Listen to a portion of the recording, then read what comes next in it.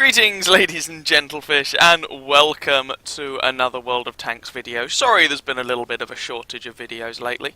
Yeah, more on that another time. But anyway, so we have got, in this particular video, a trio of subscriber videos for us to have a look at. And all of these are going to be in Soviet medium tanks, and we're kicking off proceedings here with Alpha 9er driving his T-34S, or T-34 shielded. Now, this little thing is, certainly on the European servers, it was available as part of a mission at one point. So I know some people will have gotten it that way. Similar, actually, to the second tank that I'm going to show you. But anyway, Alpha finds himself in a Tier 7 match in his Tier 5 medium tank. But he's on Malinovka, which means you can always do just a little bit of spotting. It looks like on his T-34S he might use coated optics to get the view range up that high, if you have a look on the minimap. But basically, he is in a bush, and he is going to be spotting out as many people as he can. Now, I must admit, on tanks like this, personally, I prefer using binocular telescopes rather than coated optics, because it just gives you that extra bit of view range to hit the view range cap. But in this battle, the coated optics are going to serve Alpha very well indeed.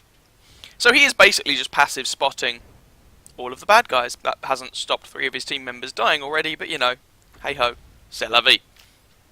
It is what it is. Now, so far he hasn't got a massive amount of spotting damage, 123 across a Panther M10 and a Sherman Jumbo. But promise me, that number is going to go up. Panther M10 has got himself down into a little ravine there, but the Panzer IVS, and actually he's got himself killed, but the Panzer IVS is being spotted by Alpha here and lost half his health for it. We've also got a 60G FT. That's been spotted over at D4, again all due to Alpha. VK3601H here, and actually the more allies that die over on this side of the map, the fewer there are to spot these guys, the more it's going to be Alpha doing the spotting, etc, etc. So this can kind of work in Alpha's favour a little bit. Hello KV1. How are you?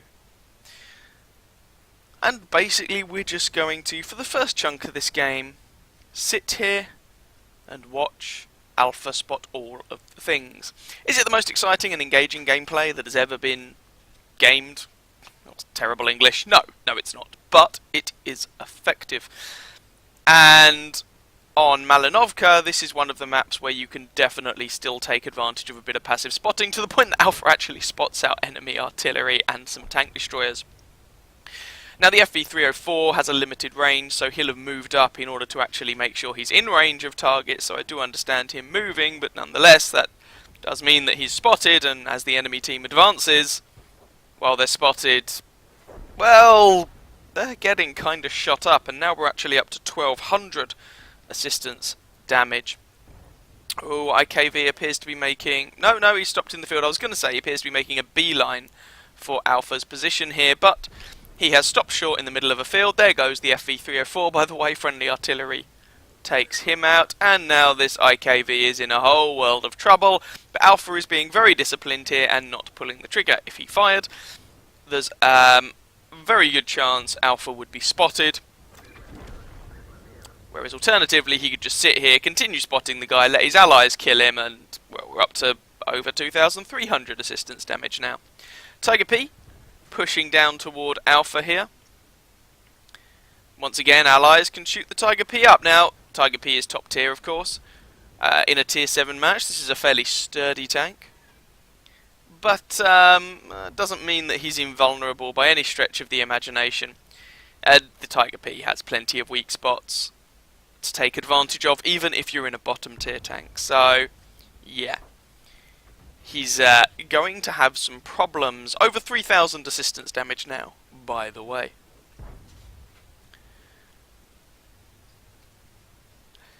Hello, Mr. 60 GFT again.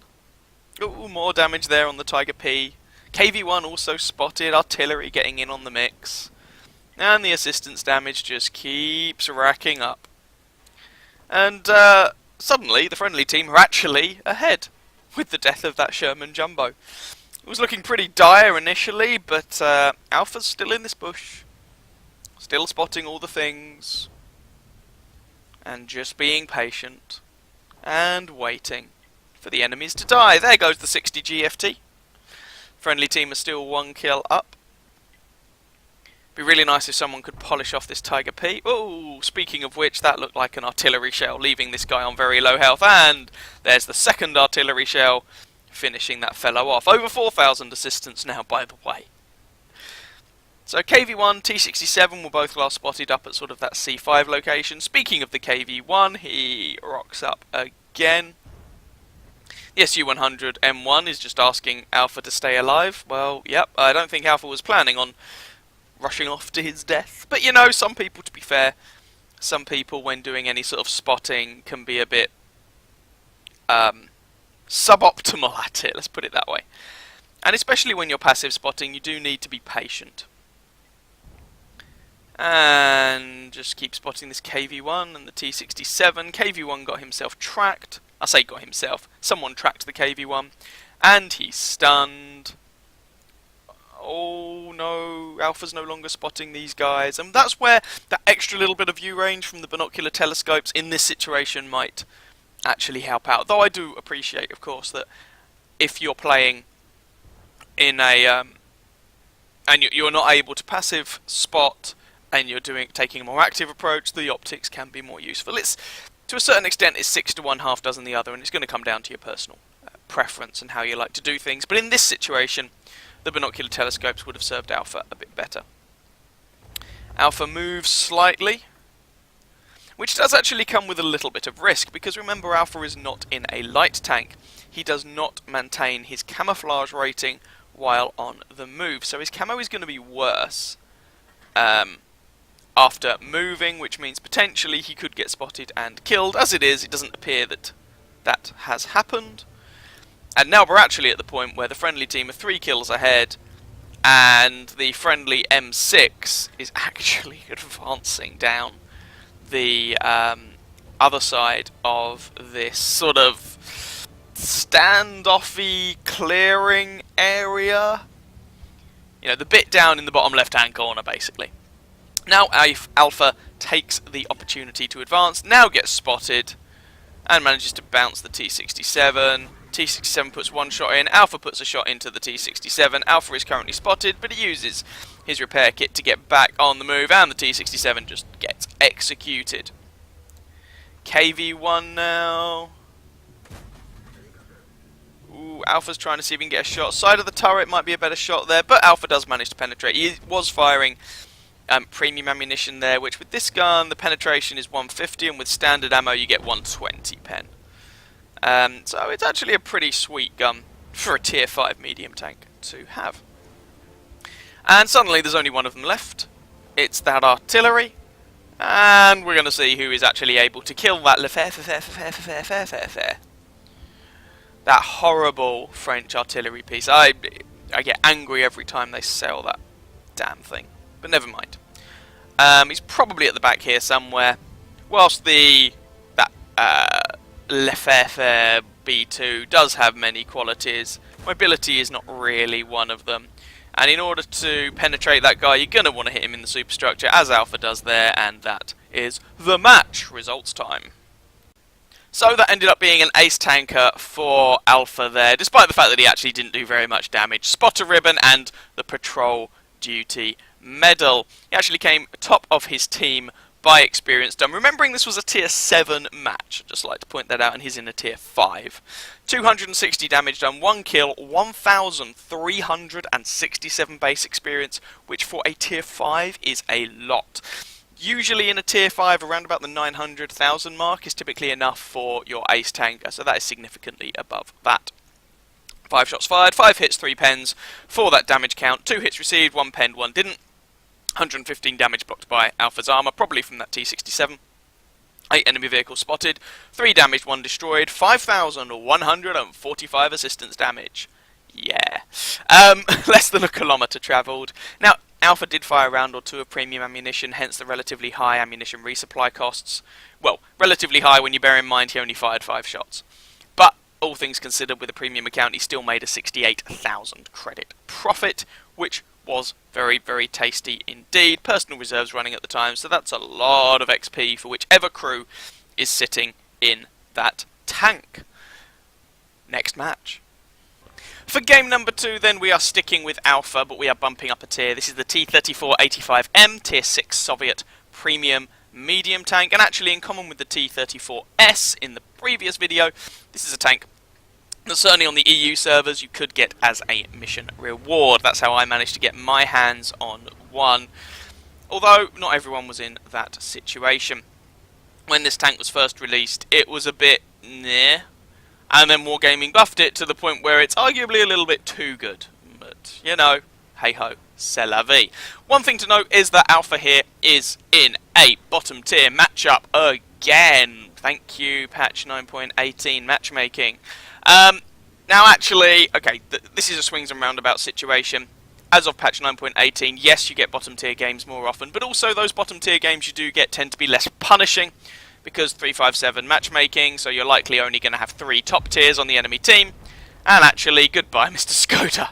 And actually, if you look at the tanks on the enemy team, the only one, or the only top tier that Alpha might actually have trouble penetrating is that Tiger 2.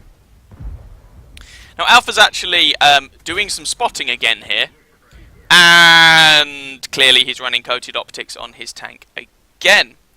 Now, the other interesting thing to note here is look at Alpha's ammo loadout. He started out with 8 rounds of high explosive. Now this 85mm high explosive that the Soviets get at the mid-tier is actually really rather naddy, and you're going to see that this game. 300 Alpha and like 40-something penetration, 44, means that there's a surprising number of targets you can penetrate.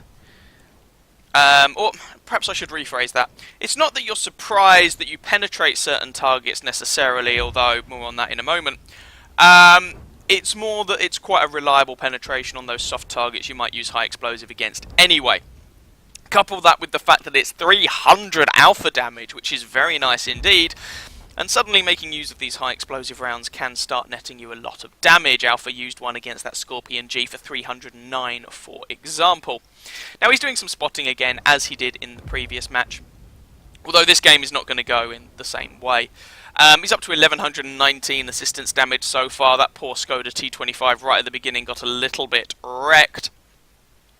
And once again you can see Alpha's good trigger discipline here, not pulling the trigger as it would likely get him spotted. This is actually quite a nice position to use for spotting if you can get into the position safely. And I mention that caveat because sometimes you can get bitten in the bum, especially if you're not in a light tank. So if you are in something like the T-34-85M here, which is a medium, you don't get that camo bonus on the move. Hello, Mr. Scorpion, how are you today? And you're not quite as mobile, and you've got a slightly larger silhouette, so actually it can be a bit more of a risky proposition. More resistance damage there on that poor beleaguered Scorpion. He's having a good day, I'll bet. And that's the thing, he only really popped up, goodbye, when he pulled the trigger. Now if we have a look at the valley, the enemy have an IS-2 and a Black Prince who are pushing down there, and they're matched up against a Hellcat and a Dickermax. Now, that is not the sort of fight you would expect the Allied team to win with the Hellcat and the Dickermax. Conversely, whilst the Black Prince and the IS-2 are busy faffing around in the valley, well, look at what's happening to the town. I mean, this poor IS-2, for example. And so, once again, I know I sound like a broken record sometimes, but once again, this is why I personally do not rate the valley push at all. Good night, Mr. IS-2. And actually, Alpha doesn't get spotted for that. You can clearly see he was expecting to, but didn't, which is nice.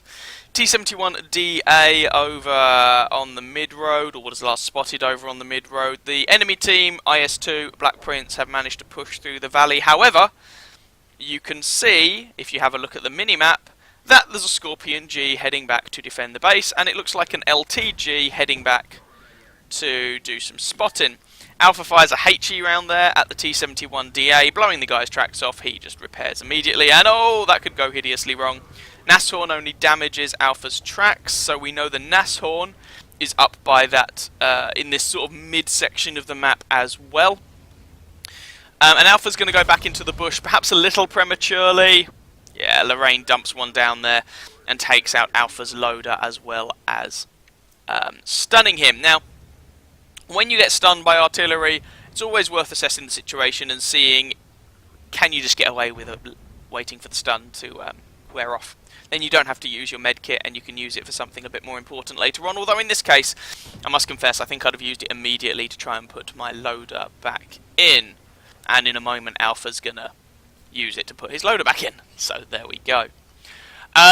So far, 2 HE rounds used, 466 damage done by Alpha himself, and 2,196 assistance damage, which is pretty tasty so far. Just want to draw your attention down to the friendly base. Black Prince and IS-2 pushing in on it. LTG spotting, Scorpion G delivering a good slapping.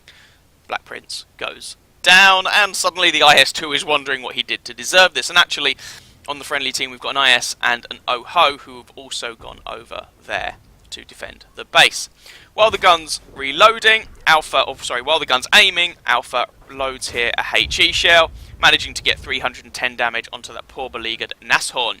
Now, you know I said sometimes you can get penetrations with this gun that you didn't necessarily expect.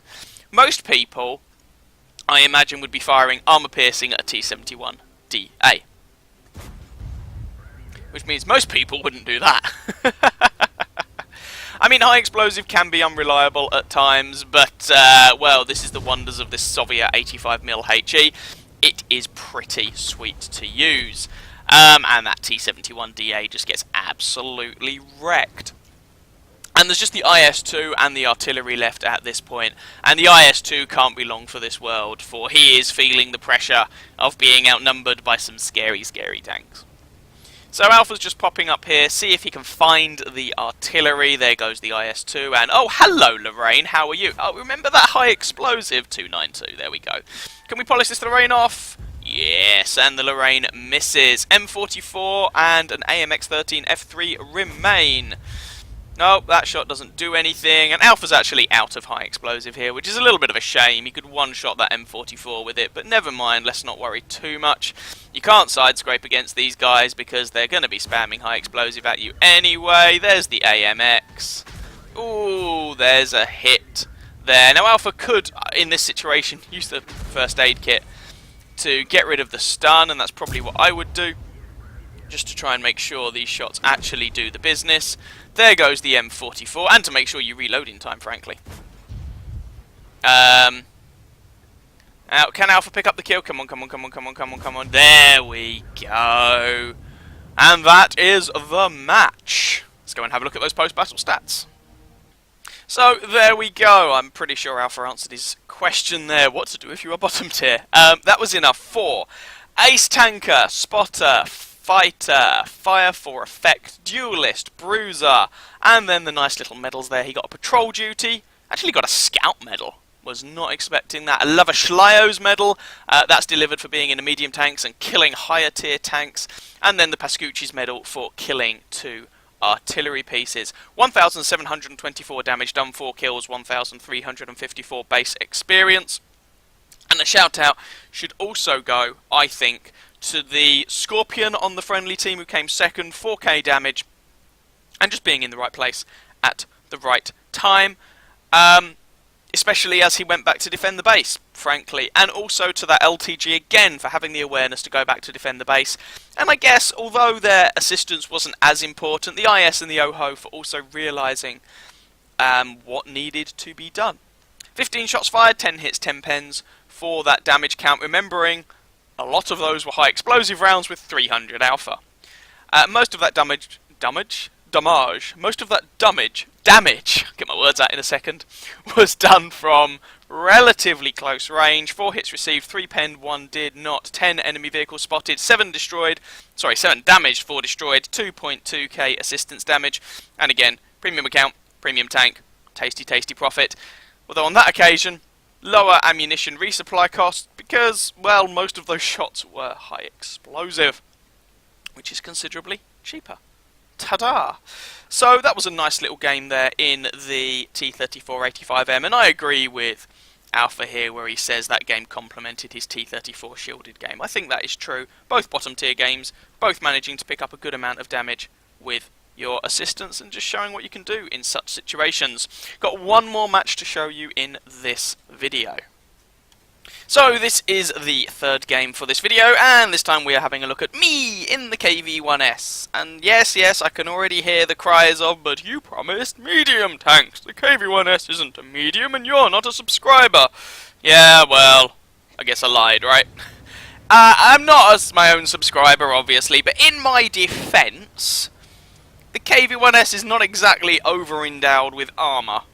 And can often play a little bit more like sort of a mid-tier medium, sort of. So, that's my argument and I'm sticking to it. Anyway, KV-1S, I play mine with the howitzer, the 122mm derp gun. Don't have this tank anymore because I don't actually massively like it, I'll be honest. But hey ho, we're here on Mountain Pass, it's a tier 6 match, so middle of the road matchmaking could be better, could be worse. And the nice thing about this big Soviet howitzer is, well, it's big, so it does a lot of damage. More than the 105s you find mounted on the American, British, German and French machines at the tier.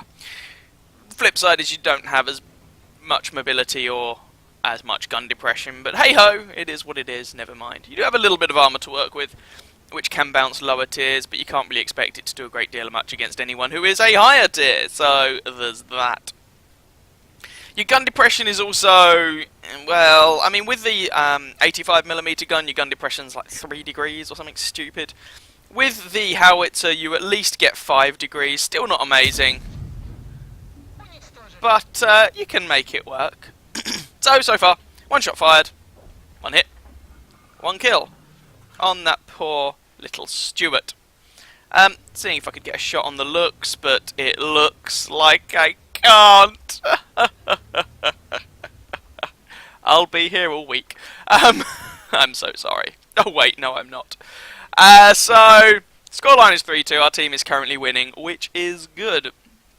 Now of course the damage done to the looks isn't going to show up on my little damage counter, because, well, wasn't visible at the time, and yay, howitzers, woo. To be fair, this shot is at over 400 meters, you can't expect miracles, and okay, enough of this. We've got an OI experimental and a KV2 who are potentially going to blap that Panzer 4D in the face, so we should probably actually help this guy out, because otherwise this is going to be a rather dodgy situation. KV2 has fired, and my gun misses. The wonders of derpy Soviet guns. Right. OI experimental is around the other side of this sort of hillocky thing. I don't really want to pop round there myself because relatively long reload and I'm just going to go blap. I guess I'll leave someone else to deal with the 14 TP. He's not the biggest threat in the world. I need to worry more about the KV2 and the OI experimental, but they're looking this way and I really don't want to go out around that corner and eat 152mm of HE11 to the face. Type 64 is also taking advantage of this distraction to pop up at G5, so that's something to be aware of. Scoreline is 4-7, and oh, this is all just looking a little bit messy. Put a shot into the KV2, repair those tracks, because I do not want to be sat there in front of an OI experimental and a KV2. That just seems like a really bad plan. KV2 will be reloading, so I'm going to use the opportunity to put another shot into him. Again, kind of ignoring the 14 TP because whilst the armour on this tank isn't amazing, it's good enough to generally shrug off low tier machines. Now I need to be a little bit careful here. If someone's going to try and push around the corner, I want to punish them for it and preferably do it without taking a lot of damage myself. Our team has pulled it back a little bit. The scoreline is now 7-8. 14 TP, I mean, if he's gonna be incautious, we'll take advantage of that. He knows I'm looking this way, but My reaction time is a little bit like treacle sometimes, which is kind of annoying. I knew he wasn't there anymore, but I still pulled the trigger like an idiot. And now the OI Experimental is going to try his luck. He puts one shot in, I put one shot into him. We trade kind of similar amount of damage to each other. He reloads faster, which is a problem, but I don't have to really aim as much, which is nice. We've got an SU-100Y over here as well, who can definitely do some damage to these guys. He's got a big old gun, but the scoreline is 7-9, and this is starting to look a little bit problematic. OI Experimental has fired, so we'll just take advantage of that and plonk 150 into him. Now, I could actually load a heat round here, to be fair. Frontal armour on the OI Experimental, I believe, is around about 80 odd mil thick, something like that these days. And a heat round could go through the front and deal a lot of damage to him, but I don't, for some reason. Go figure. KV2 has fired, but, ooh, that's going to leave a mark. He has got the OI Experimental covering him, who has fired, and there we go, 189 into him. One more shot, probably for either of these guys. KV2 is going to be reloading. Oh, we just lost our Panzer 4C.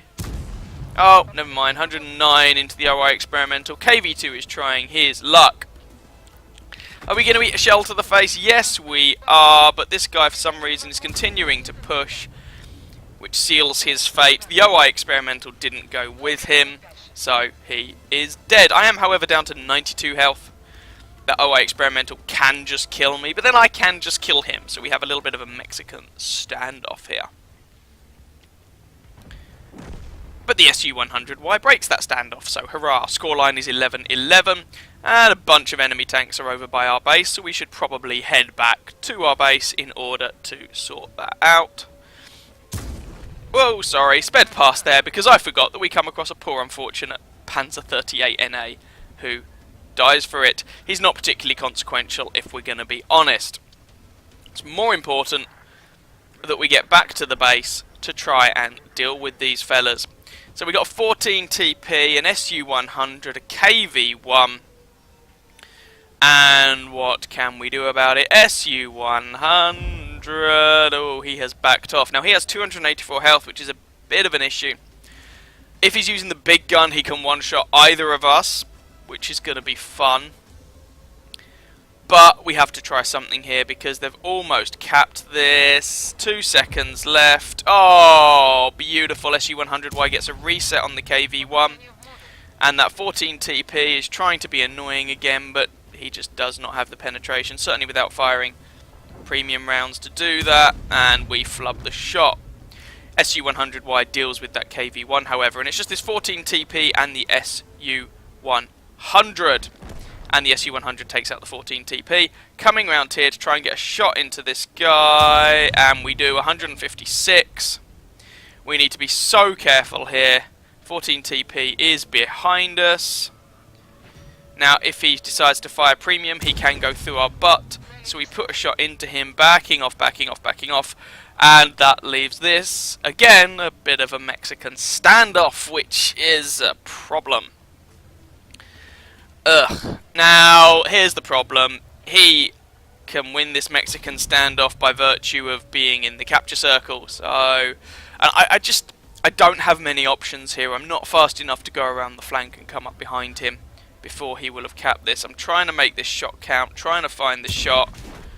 He's able to find it better than I am, and I end up dying for it. Limited on options there. It is what it is. So, for the last time in this video, let's go and have a look at some post-game stats. That ended up being enough for Ace Tanker, Fire for Effect, Fighter, Bruiser, First Mark of Excellence, Defender, and a High Caliber Medal. 1,974 damage done, 4 kills, 767 base experience before you throw in the Courageous Resistance. 1,594 damage done by the SU-100Y. Good game from him. SU-100 on the enemy team. He didn't actually do that much damage, given that he got 7 kills. But hey, he was able to clean up at the end. Clean up at the end. So shout out to him. Shout out also to the KV2, who put in a decent performance. And if the OI Experimental had pushed against me at the same time, maybe that would have gone differently and I'd have died, and we wouldn't even have had that little showdown at the end. 19 shots fired, 13 hits, 3 pens. for almost 2,000 damage. 18 hits received, 4 penetrated, 14 did not. Bear in mind a lot of those were from a teeny weeny little tier 4 tank. So 785 damage blocked by our armour, 89 base defence points, 7 enemy vehicles damaged, 4 destroyed, 2.22 kilometres travelled. And we still came out of that with a credit profit. So unfortunate that I wasn't able to pull the win out of the bag there, but hey, it is what it is. Hope you guys enjoyed that video. If you did, by all means feel free to catch some of my others and or subscribe to my channel, and as ever, I wish you very happy hunting on that battlefield. Ciao ciao.